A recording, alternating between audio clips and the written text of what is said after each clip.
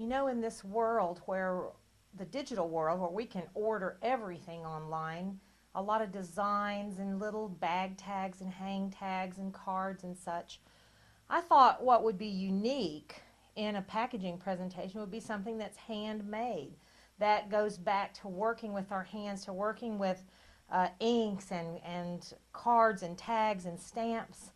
And that helps us to stand out and give a unique look to all of our packaging and presentation.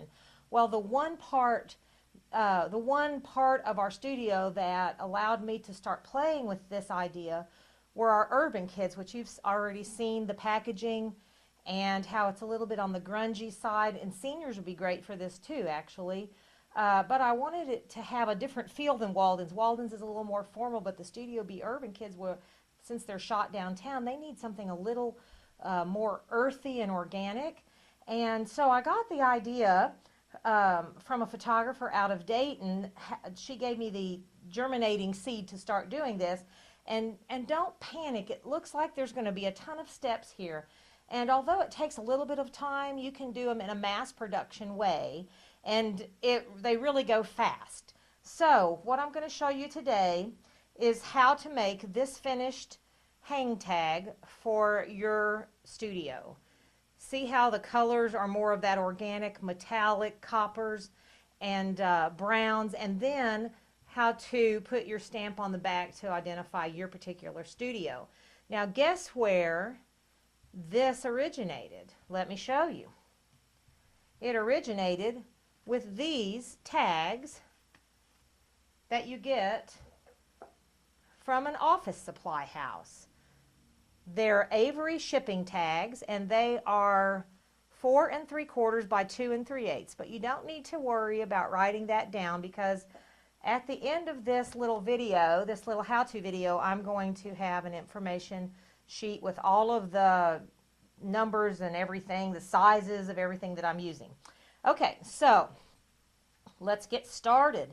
Now, I already made one. When we get to this step, I will show you from this step on this tag, simply because the ink has to dry for a little while, so I can't take this and make it into this and then continue showing you on a wet, when the ink is wet. So I already got this far with the demo tag.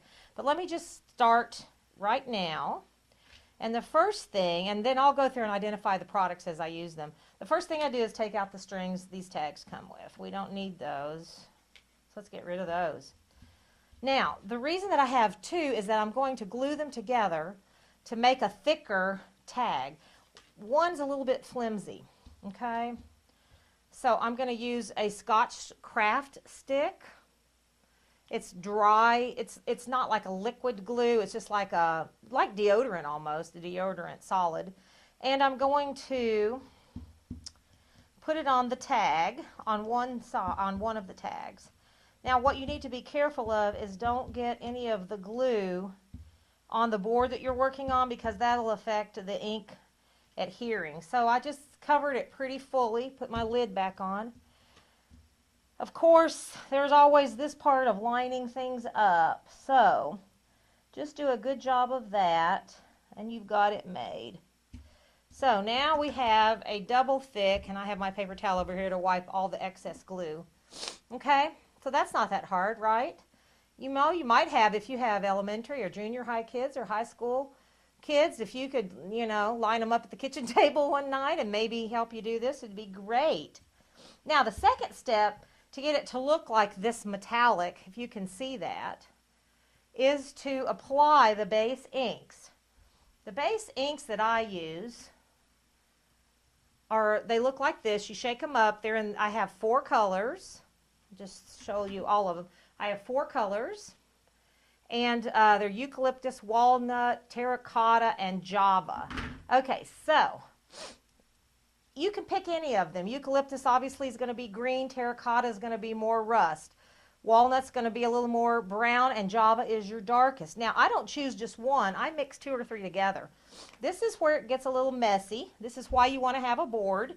So you simply, I'm going to move this stuff for a minute. Okay, you simply just spray down your tag, and maybe I'll choose, that's copper looking, even though that's walnut, that's got a little bit of a red cast. I'm going to spray some green. Doesn't matter if you overspray. Then what you want to do, for the longest time, I just used a paper towel to rub it out, and you can. Then I got this ink. It's called Ink Essentials. It's sold in Michael's craft store. It's like a little stamper, but what it's got is these little sponge pads on it, and that helps you. Now, your fingers are going to get dirty anyway, so just live with that. But we're going to dab, and then we're going to kind of drag the ink.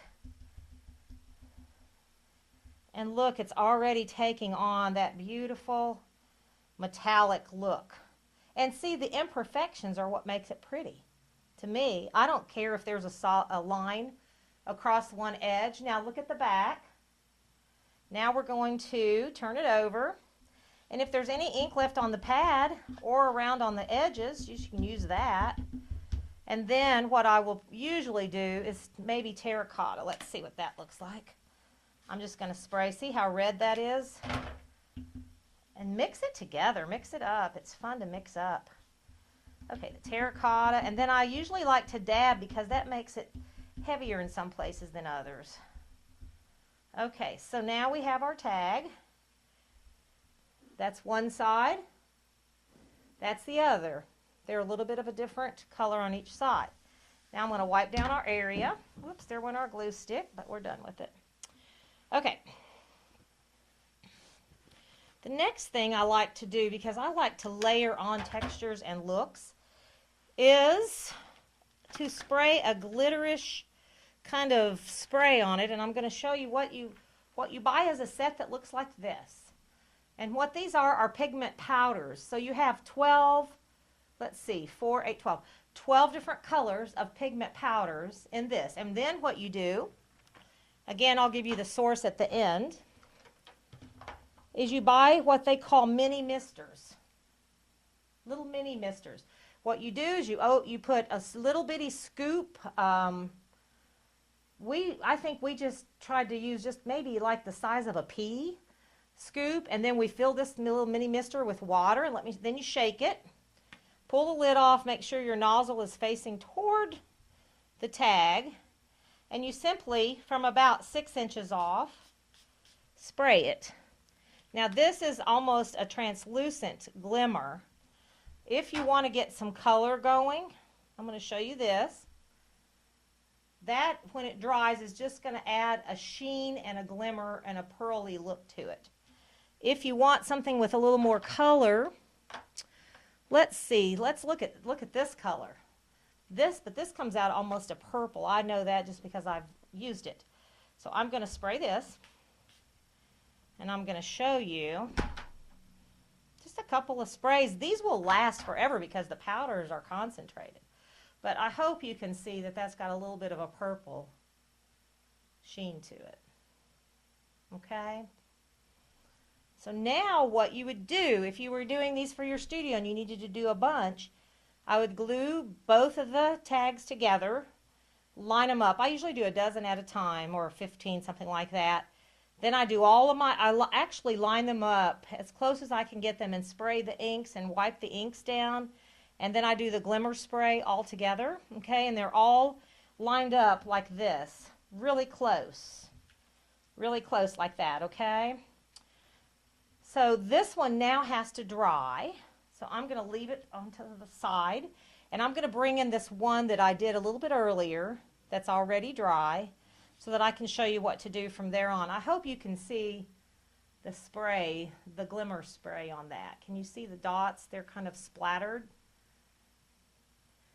So what's nice about this is there's no right and there's no wrong. It's just really fun to do, and there's no pressure. Now the next thing I'm going to do is stamp some designs on it. Now this is easier than you think. Instead of buying wooden stamps that would look like this but have a stamp on the bottom, what I did to get more designs is I bought acrylic stamps, which are flexible stamps. They usually come, let me show you how they come. They usually come on a sheet of related theme designs. This one happens to be love. Let me show it to you this way you can see. love, and there's a bird and a frame and some things on it. This one is circles. This is one of my favorite ones. It's got all the swirlies and the birds with plume tails on them, almost like pheasants and such. So this is a real pretty one. It's got like paisleys on it. I should turn it over. I think you can see it better that way. Okay, and how these come, what you do is you peel back the paper, and then the stamps just simply peel right off. Peel right off. And it leaves you the outline so that you can put the stamps back once you wash them, because you want to take care of your stamps. These are an investment, so you want to take care of them. But you can use them over and over. So the two I've picked for today are a swirl and an old piece of a postal stamp that's got French writing. Now what you do, you don't hold these in your hand. You buy acrylic blocks. They come in 3 different sizes. So I have a large, a medium, and a small. So this is my largest one. And the stamp just stays on there because it's rubbery. And here's my medium. And I'll show you the small in just a minute. Okay, so now my stamps are on there, right? Okay, we're going to pick just a black ink. You can buy any of this in Michael's craft stores. And I'm probably going to use this blue. So let me do the black stamping first. What's kind of fun to do, and with these big stamps, what I do instead of trying to leave the stamp pad down and do that, I reverse it and I put the ink right on it. And you know what? It doesn't matter if you fully cover it because you want things to be kind of broken and cracked and kind of aged looking. Okay, so that's got black ink on it. Now you think that's a lot of trouble. Well, what you can do, which is really cool, is to line your stamps up, your tags up, okay? Line your tags up, and then with this one big stamp, and this one is kind of wet, but I'm just doing this for a demo, maybe angle it and go whonk and stamp across both of them, and you hit 2 at one time, which is really kind of nice. And see, that is one stamp together, but even individually they look really cool.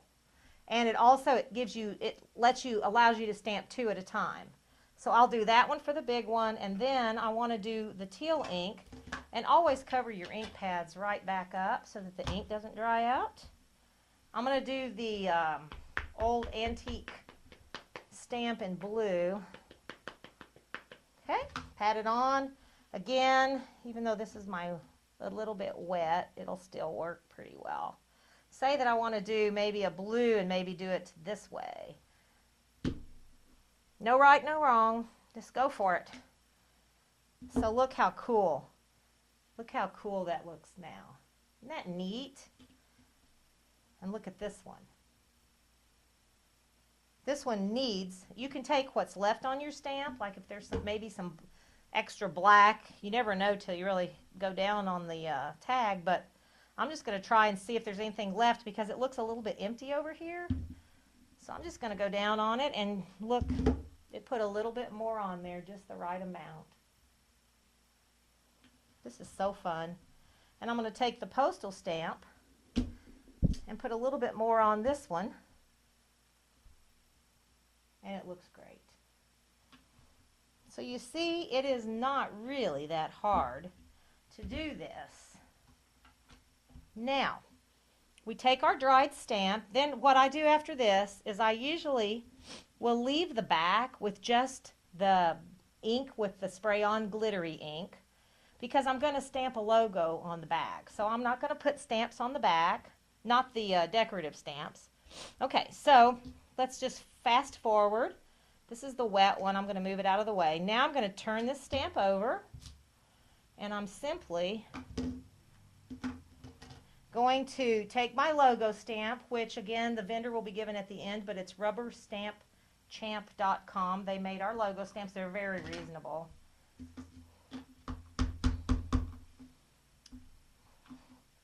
And line it up nicely. give it a stamp, cover my pad, and the logo is now on the tag. Isn't that neat? Look how pretty and antiqued that looks. What you can do, if you would like to, as an extra step, if there's any more ink left on your little pad and you didn't get your cards lined up exactly, is you can go along the edge, and there's just enough ink left on this to antique and darken those edges, much like you would do a competition print. So there we have a finished grunge or senior stamp. It works for our urban kids. Now, to finish it off, the way we deliver it is we use brown raffia, and that's what's tied into the hole, is brown raffia, and we tie it right onto the bag. What you saw in the bag, the little pocket, is I just simply measured the pocket and I did the little squares. I cut like a construction paper or craft paper, kind of a heavy duty. I cut it into the little squares, and I did exactly the same process that you saw here. I just had them lined up. Actually, I did the paper all together, and then I cut it into the squares. And then I stamped, and they don't need the Studio B on the back because they're going into the pocket of the bag. And so you saw that treatment. So that is so neat. Another thing you can use to tie things on, there's a lot, yarn and raffia and ribbon. But we use this, this kind of organic string, which looks pretty too, for our Studio B babies, which brings me to the next stamp I wanted to show you. The next little project. I'm sorry, it's not really a stamp, but I wanted to increase the look and the elements that hang on our bags, the bag tags, and we do the Studio B, as you saw in the keynote, in little canvas bag tags, hang tags, whatever you want to call them, that we can print, or you can order them as bookmarks. They're about the bookmark size. But I wanted to put another layering element, so I wanted to show you real quickly how I make these little flowers that now hang in addition to the hang tag. Because these are so easy, you do have to buy a couple of things. You need to buy a 2-inch circle scallop cutter. And what it's like a, you know, you put your paper in there and go, and it cuts it right into this shape here. And then the black one is simply the baby to that, and it's the 1-inch scallop cutter. And so you buy those two. I made like 10 or 12 of these in 60 seconds. I just simply got my paper color, it's like construction paper or craft or art paper, and just put them in there and kept stamping and cutting, and then I have a bunch of circles. And then I simply, now for gluing the little black onto the gray on this, I used this product because this is like a double stick tape.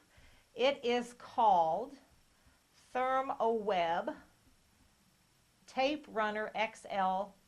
And you simply just lift this little cartridge to the side, and then you can glue, you know, you can just run your little tape, and it's not as messy as the other. So I'll give you the source for this at the end.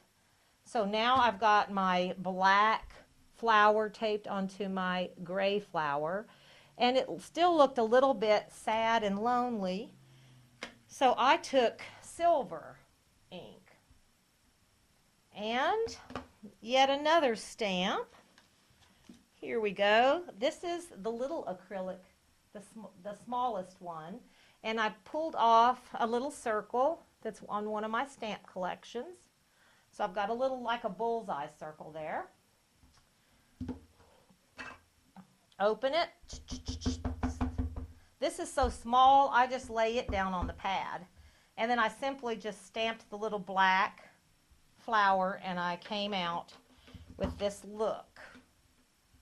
Now, one more thing I wanted to show you, which is really fun and different. I always try to have a little quirkiness to everything.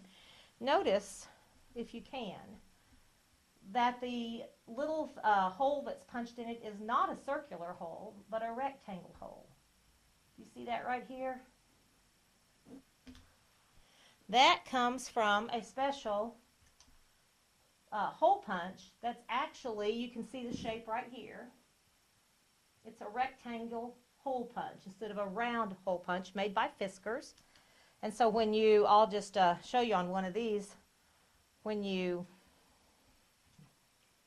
let's see here, get it in there right, and you just simply do it like a hole punch and you get a rectangular opening, which is, it's just a little bit different, something a little more fun for you to do. So I want you all to not be overwhelmed. I want you guys to go and try some of these things. You know, let's be a little bit different. Let's be a little more organic, a little more fun in our approach. And really, when you think about it, each person is getting a handmade, one-of-a-kind tag for their bag. So I hope you've enjoyed this tutorial and hope there are many more to come. Thank you.